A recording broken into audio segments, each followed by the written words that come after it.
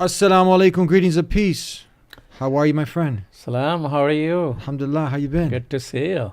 Good to see you too. Always a It pleasure. seems you have been eating some vegetables lately. Oh, we were just talking about that. You Yes. look good. Thank you. You too also. Number one genocide. The only genocide that's happening here in the world. We don't hear much about it. Why is that?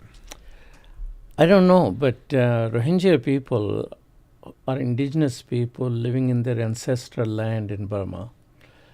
And they are just being killed, slaughtered, thrown out of their homes. 284 villages have been burned to ashes in 15 days. How many? 284 in 15 days. By now, it is more than 400.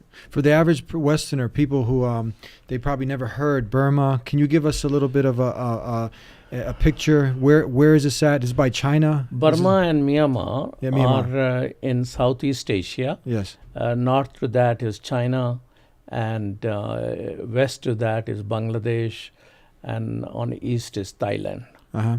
And how long has this genocide been happening?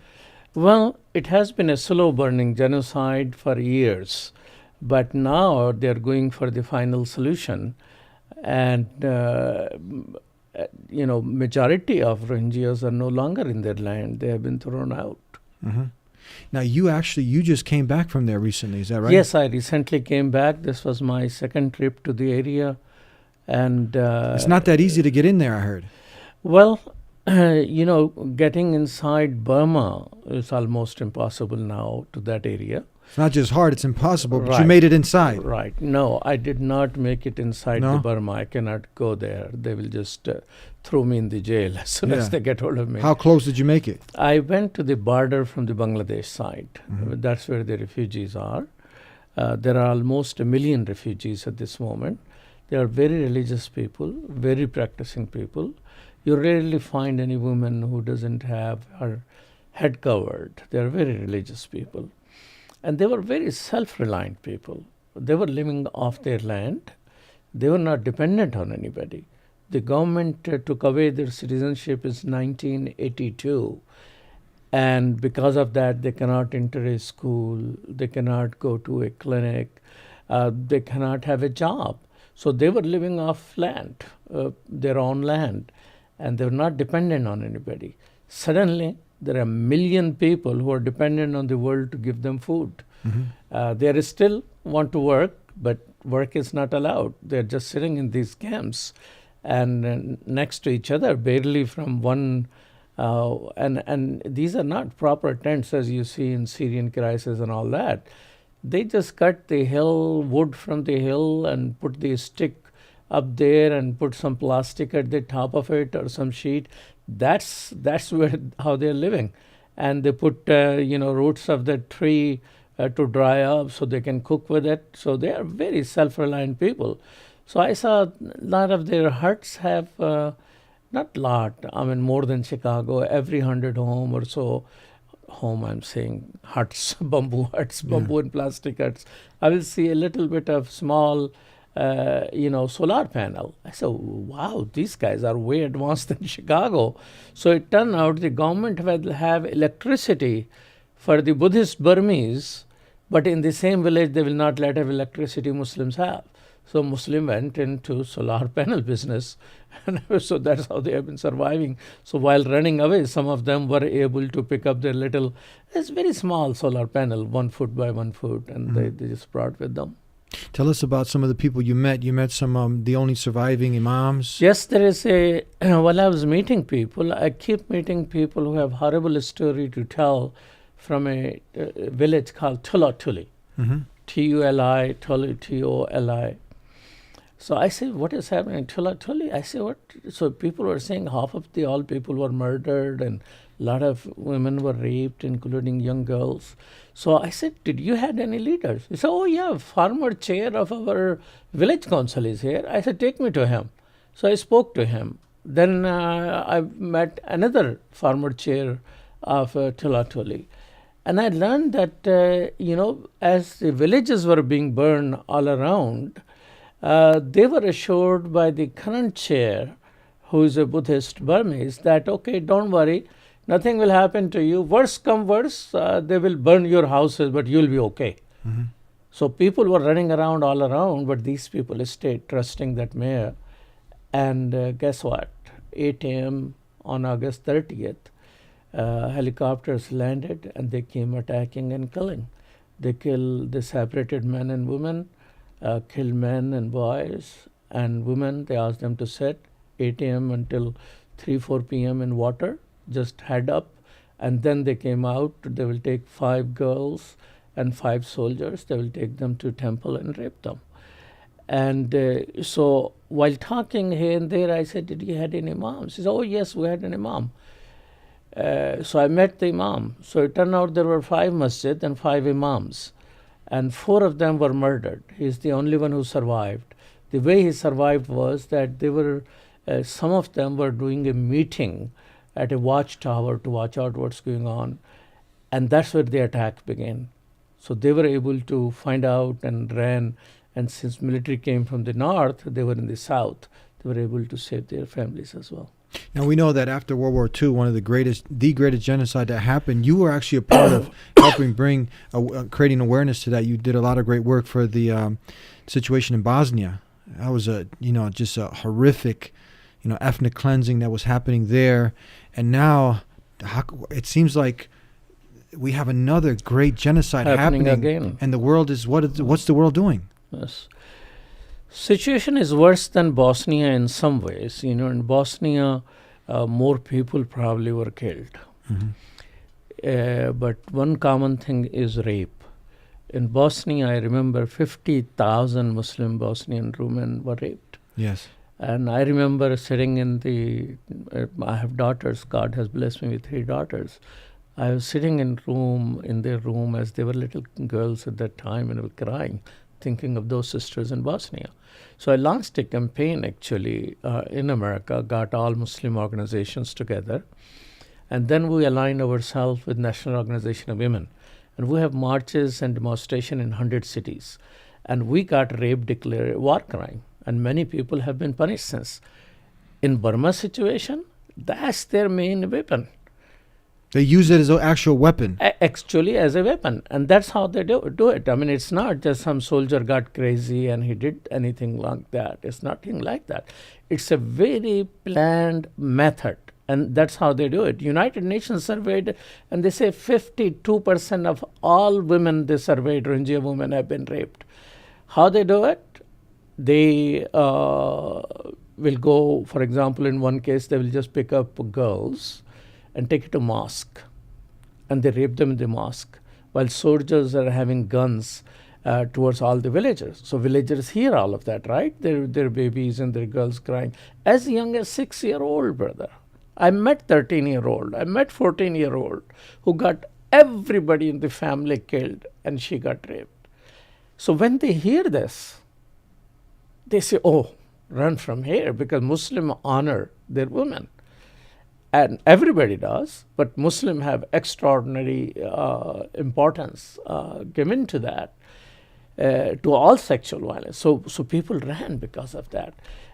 Other places, they will go in the village, just pick up a girl and rape. And once this happened for a few months, you'll say, oh, what in the world is going on? I met a girl in Indonesia. Through the boat she arrived. And I say, why did you leave? He said, my parents sold everything and put me on boat. And I say, alone by yourself? And she will not answer me. She will just look down. So a person next to her say, the reason is that these soldiers will come every week here and there and just barge into the home and rape her. So parents wanted her to at least be free from that slavery. So they are using rape as a weapon of genocide, so people can run away from their homes. And who exactly is doing this? Military. The military. Mainly military. What do you call them, the Burmese military? Yeah, you can call it Burmese military. They have another name for it, but Yeah. Burmese military is a good way of saying it. And you have, to them, there's a religion connected to it. We don't blame a religion. like people try to blame Islam, but they are connected. There's some extremist monk. The difference is that there's no one extremist monk. There are a whole lot of extremist monks. Who are Buddhists. They are Buddhist. Yes. And one extremist monk, for example, they're giving theological justification. They're saying that, they get this philosophy of people are born again and things like that. Yeah. So they say Muslims actually are not human beings. They were insects. So when you're killing them, you're not killing human beings, you're killing insects. This is one theology. Now, that is considered extremist monk. But now the most respected, highly regarded Buddhist monk, who is currently visiting America, by the way, he lecturing the military officers. American military. No, the Buddhist officers in Burma. In Burma.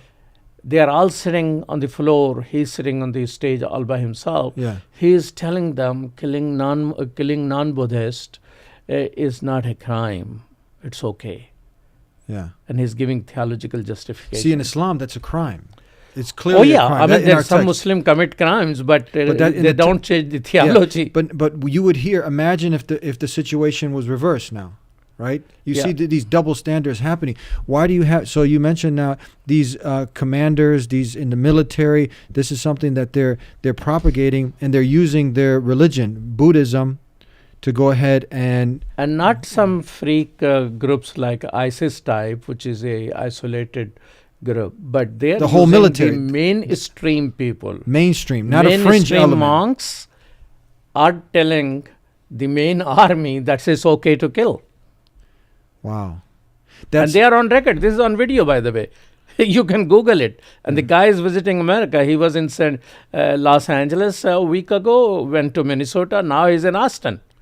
Coming to America on a full visa to preach Buddhism to the Buddhist here, while he is on record just 2 months ago preaching that it's okay to kill non-Buddhists. And he got the visa, he got the okay. He got visa and everything.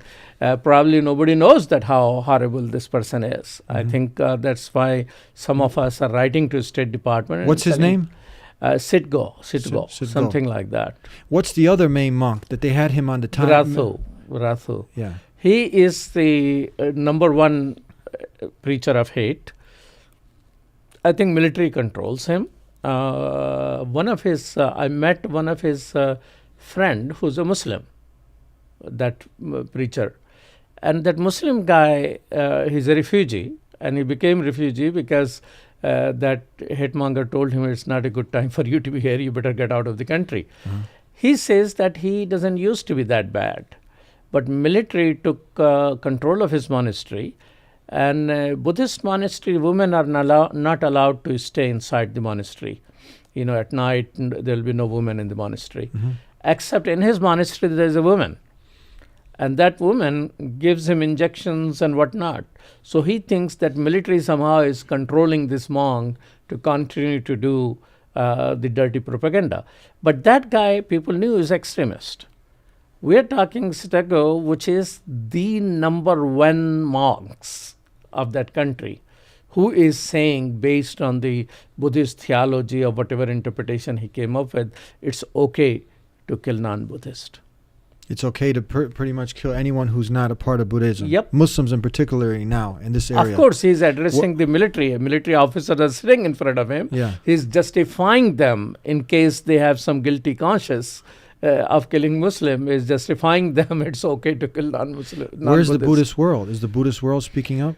Well, there are some people speaking up. Dalai Lama have spoken out. American Buddhist community, meaning people who are converted to Buddhism in America, they have been good allies of Burma Task Force. I'm chair of Burma Task Force USA, and we have been working on this to stop the genocide for 5 years. So they are good allies. They have been speaking out against them. And recently I was speaking at Roosevelt University on this topic. A Buddhist stood up and he started sharing the teachings of Buddha, that this is wrong. And it reminded me of Muslim trying to use Quran to tell what ISIS is doing wrong. So they are unfortunately on defensive, although it's none of their fault. But in Burma right now, all lay people, political government and military, all on the same page. They don't believe anything wrong is going on over there, while the rest of the world is crying what is going on. but rest of the world, unfortunately, not stopping this genocide. Some lunatic, he lets off a pipe bomb, and he's somehow connected to, even though he's doing opposite to Islam, it's all over mainstream media, and there's a big frenzy. And then like you talked about before, Muslims, it's one of the, almost like if there's 6 pillar, it would be, we become professional condemners, right? Yes. So now, what are you seeing? You're on the ground. What are you seeing as far as the media? Like, we hear a little bit here and there, but where is the world globally? Are they hearing about? One of the natural problems with America is that whatever happens in America, we think that's the main story. Whatever happens in the world is a very secondary, if not below that. So media is covering here and there what is happening in terms of genocide, but it's not going on that case, because who are these people, faraway people, Muslim to begin with? So you demonize Muslims so much that anybody killing Muslims is okay, type of a business.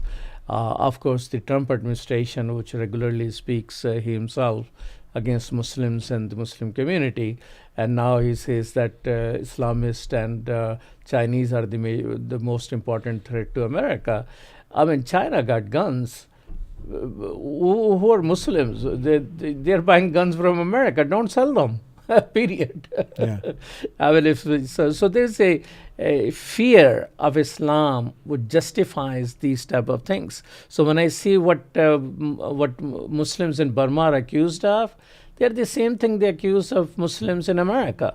The only difference is, thank God we have law and order, and if somebody attacks us, they get arrested. In Burma, it's okay to say anything, do anything, and you will always get away. That's my next question. What's the justification behind that? Because usually there's some picture that's painted, there's something that's propagated to pump people up. So you mentioned one thing about the actual justification from the religious text. They're saying they're trying to take over Burma. Well, Muslims are not more than a couple of percent, but how they're going to take over the country? Muslims have no army of their own. In Burma, there are 5 groups, Christians and Buddhists, who are fighting the Burmese government with guns. How many groups? At least 5. Yeah. It used to be, in principle, there are about 20, but 5 are main groups fighting Burmese government with guns. They are not called terrorists. These Rohingyas are called terrorists who are peacefully begging, please give our citizenship back to us. So Rohingya people have an option. Follow what other Burmese are doing, fight with the government, fight with the military who is killing them. They are so peaceful, they have chosen, okay, now we just want our citizenship back. They are not asking for country. They are not asking to do anything else. They say, just let us live in our location. They're indigenous people living in their ancestral land. It's just let us live. So they're people without a citizenship and without a home, without a land. They were citizens. And they got it taken away. Citizenship was taken away. Actually, the last Muslim used to be members of the parliament in Burma, brother. Yeah. Actually, the last member of the parliament who retired just in 2015 is sitting right here in U.S. So there are people without a citizenship and without a land now. Yeah, of all their land, all their mosque, everything is destroyed. So where are they at? They have them in concentration camps? Well, there are 2 places. Genocide is going on in Burma, so they have taken them about 200,000 are in those concentration camps where hardly any food is given.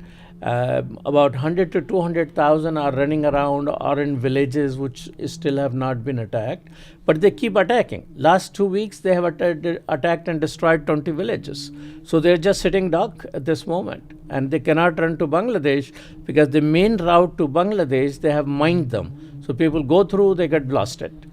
So the only route they go further south on the sea, and luckily somebody can pick up. Nobody's picking them up. I recently saw photos. They have taken bamboos and put some plastic bottles, milk bottles to it, and they're floating on it for 4 miles. So many of them are drowning. What about the prime minister there? She actually won the Nobel Peace Prize. Is that right? What's she saying, doing? She's not even a prime minister. She's called some senior counselor, and because by law she's prohibited from becoming a prime minister, because the military, before they allowed quote unquote democracy, they changed the constitution, And in that constitution, everything is designed for military to keep control in their hand. So military, for example, there is a clause in the constitution that military can do anything. You cannot try military in any court, in Burma or outside Burma. Mm-hmm. So, and they control the military, they control the most of the thing, interior, border, and things of this nature.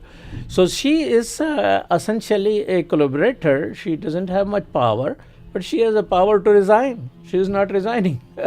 So it means she is responsible for it.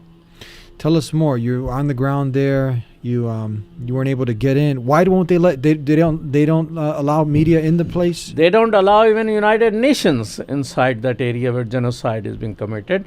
The United Nations has developed a committee to investigate. They are not giving visa to that committee to investigate. Actually, when they started this major warfare, major killing and genocide, which I consider to be a final solution, on August 25th, they have been building up for a couple of months. A month and a half before they kick out the United Nations, all the non-governmental organizations who are providing help and relief, they were all kicked out before they started this operation. So it was well planned by the military. Wow. What else have you seen on the ground there? Share any other experiences? Brother, the situation is terrible for people who are living there, and they need a whole lot of help. And this help cannot be given by you and me giving $1 here and $1 there. It's a magnitude in which governments need to do more. I mean, I had a speaking last Sunday in Cleveland, and Doctors Without Borders, one of their member board of directors, who she just came back after serving 2 months in Bangladesh. She's a midwife, and she was saying that she has been to 6 or 7 conflict zones.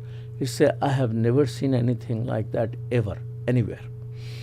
So people are in terrible shape. It's a very tiny, very narrow type of an island, and there is 1 million people sitting there. A couple of millions were already residents of that area. There is a one tiny road which goes through that area. And it is always clogged because the well-meaning Bangladeshi Muslim bringing things for them and everybody. So what they need is, I think, something which I pleaded for Haiti, and it happened. They need 10 helicopters, 20 transport helicopters. So they take food from the airport and they deliver it to multiple distribution points. Now people sit there for almost 2/3 of the day to get food and ration.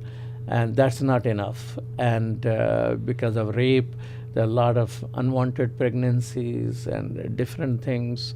80% of the people there are women and children. Men were either killed or they're in prison or somewhere.